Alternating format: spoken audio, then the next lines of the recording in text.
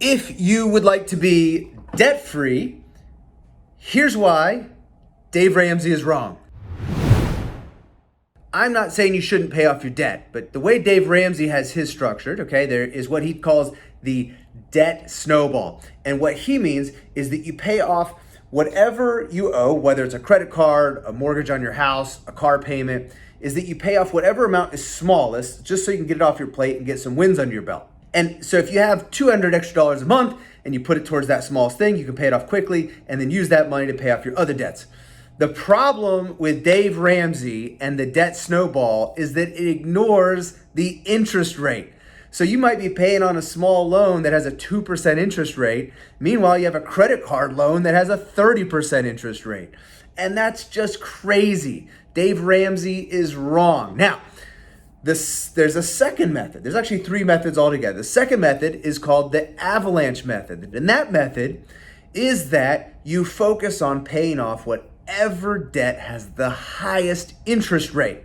That method beats the snowball method like 99.9% of the time in terms of getting you to a debt-free place faster. But it's not always perfect either, because the Avalanche ignores cash flow. Here's what I mean. The third method is what's called the cash flow index. And what happens is, you have to do a little math for this one, is you sort of take everything into consideration. What you do is you take the amount of your debt, let's say you owe $100,000, and then you divide it by your payment. Now, if your payment is $10,000 a month, okay, so you take $100,000, you divide it by $10,000, you get a score of 10. That's your index, okay? So you take the total debt, you divide it by whatever your monthly payment is, and that gives you a score. And then here's what you do with that score.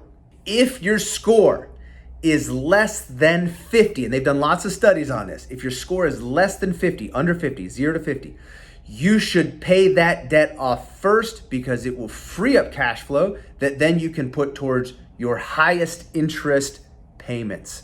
And then you go to the Avalanche method.